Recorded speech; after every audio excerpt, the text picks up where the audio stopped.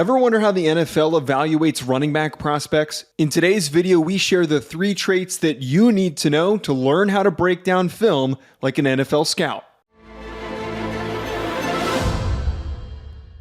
Running back prospects can be really difficult to evaluate for the NFL draft because sometimes the most unexpected players end up having great careers because they end up in the right circumstance. But when you pair an elite prospect with the right situation, you get guys like Saquon Barkley and Derrick Henry. Ryan, when we're evaluating NFL draft prospects that are running backs, what are the 3 key traits that we emphasize the most that help us determine this guy should be a top 50 pick? Yeah, we're going to try to couple these in the buckets as much as we can. We are going to work off of, first and foremost, vision. We're going to work off of burst/explosiveness, and then third, we're going to work on passing game impact. Those are the 3 core competencies for the position that we're going to really dive into.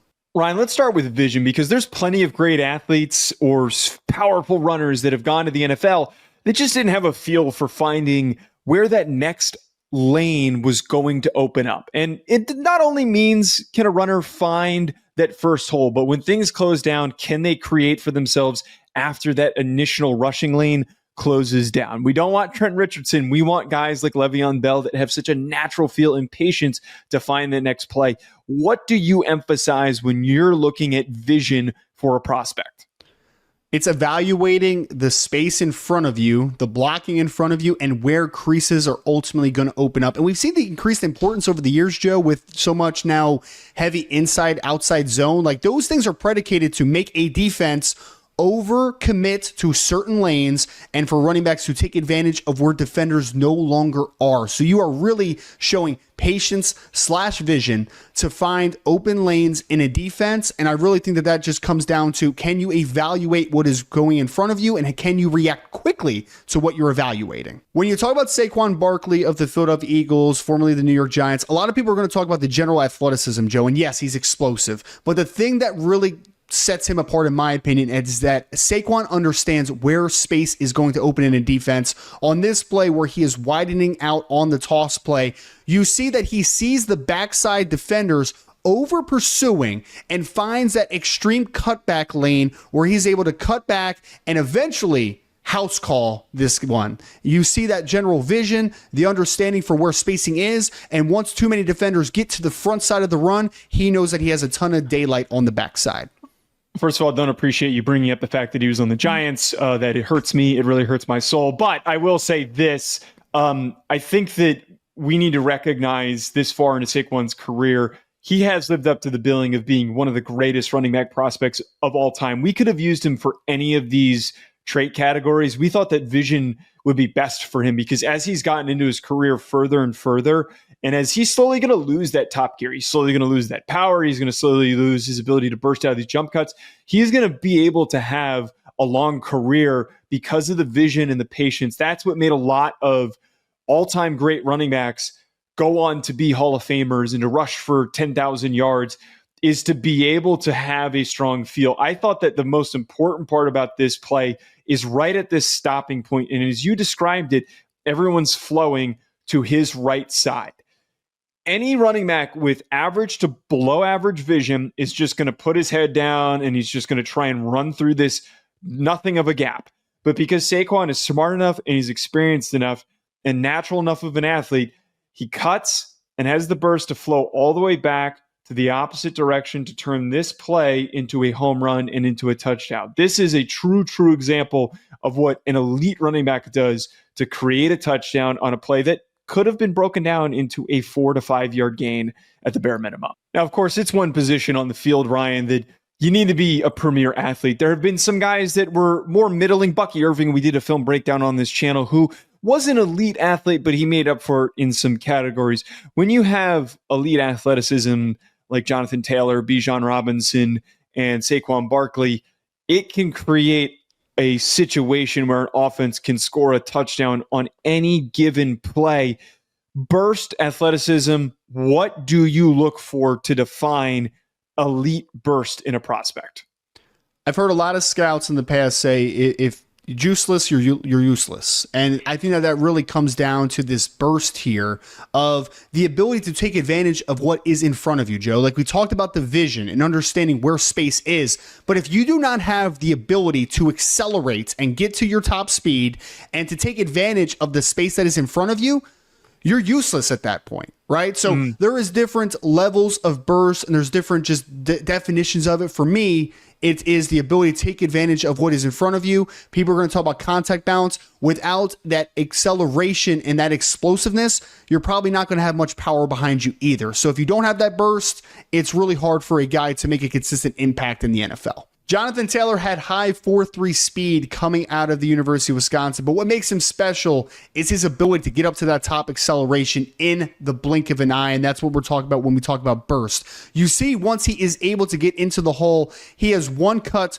to his right, and the ability to him gain separation in such a tight window is what separates him. And when he's been healthy over the years, this is why he's been one of the bigger home run threats in the entire National Football League. That ability to get up from 0 to 100 in a blink of an eye is what we are talking about when we talk about the word burst. By the way, this play overall is just awesome. It's one of those plays where like we can get excited about like a long touchdown, but as you refine and break down all the little things, all the little contact points where he gets skinny here in the hole, but the cut that he places right there is exactly what we're trying to talk about with burst. Burst is that ability to capitalize, as you talked about, on the space that was given to you. If you as a runner, if you're able to pick up speed quicker than any other running back, it is going to make you a home run touchdown threat every single time you touch the rock. And in this play, he just instantly separates. He's gone.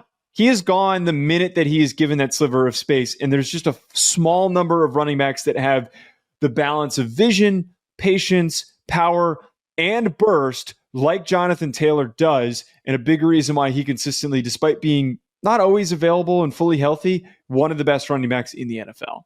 Ryan, being a great third down player has now become more and more important for running backs, mostly because teams are throwing the ball way more. And we didn't pull a clip to talk about blocking. Blocking is extremely important. It needs to be brought up in this. Do you give full effort? Do you know how to fit against linebackers and safeties?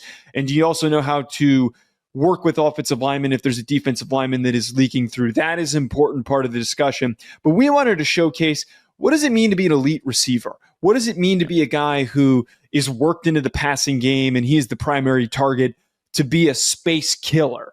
We have a Jahmyr Gibbs play here, I think is the perfect definer of that. But when you're looking for a player who's a great receiver, what is your emphasis point? Offenses in the NFL are trying to create mismatches, and that comes in the passing game as well. You can be a successful running back in the NFL and not have third down or passing game impact, but in order to be an all-around player and to grade out highly as a potential bell cow of an offense, you need this impact into the modern version of the NFL. So just clearly stated, can you catch the ball well? Can you evaluate space well in the passing game? Can you take advantage of mismatches in one-on-one opportunities? Those are all things that running backs need to do at a higher clip than they once had to. Now, some running backs in the NFL, Ryan, that are premier receivers, they are motioned into the slot. They are utilized at the line of scrimmage. They're not just coming out of the backfield. But I wanted to get like a truly traditional play for running back on a swing route where he's catching the ball very smoothly, Jahmyr Gibbs on this play, and then he uses the space in front of him to turn it into a big gain. Jahmyr Gibbs is one of the most elusive and also space-killing running backs in the NFL. He was one of my favorite guys coming out of Alabama when he did, and I was super excited about what he could become. And this is a true example of why he consistently ends up being such a big play threat. The most important thing I want to highlight here, though, Ryan, is that how naturally he catches the football. Like this doesn't feel unnatural. He's letting it come over his shoulder into his hands, and then he accelerates upfield. He's not overthinking it. He's not double clutching it. He's not slowing down to catch the ball. He's just being an athlete. He's attacking, and he's making big plays.